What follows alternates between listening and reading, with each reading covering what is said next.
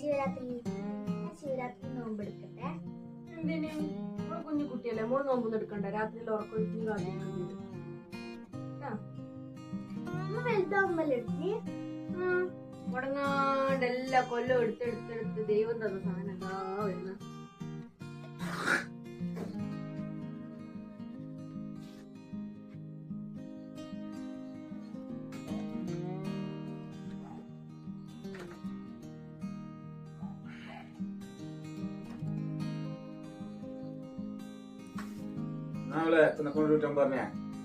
അമ്മ വലുതായിട്ട് എല്ലാ കൊല്ലവും ശിവരാത്രി നോമ്പെടുത്ത് കിട്ടിയ നിധിയാ പോലും അച്ഛൻ.